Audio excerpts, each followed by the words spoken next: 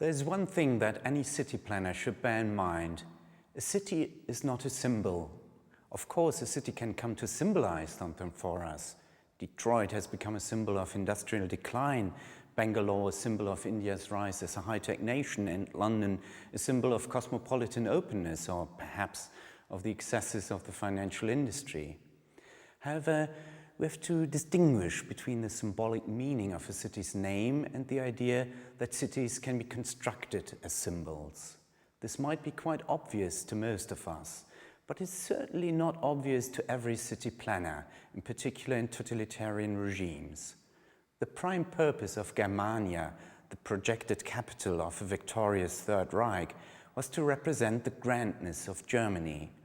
Apart from the fact that the Third Reich was a genocidal regime, the very idea of planning a city as a symbol seems utterly wrong, whatever such a city is supposed to stand for. As I look at it, Aristotle's famous phrase that the city, the polis, exists for the purpose of the good life still leads the way. Aristotle's views are not applicable to the modern world in many regards.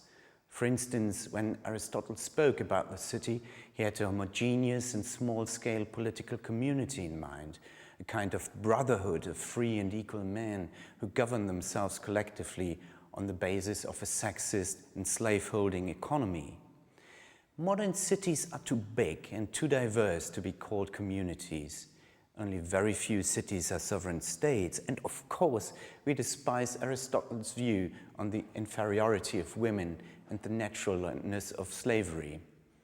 However, Aristotle's view that the purpose of the city is to facilitate the good life seems true and relevant. I shall call it the Aristotelian insight. It helps us to formulate a first general hypothesis as to what makes a city good. A good city is one in which the inhabitants can live a good life. A city is not a symbol. A city is a place where a multitude of people live together. And a good city is a place where people can lead a good life. This confronts us with two questions. What is a good life? And what is the role of the city in enabling, facilitating, or promoting the good life?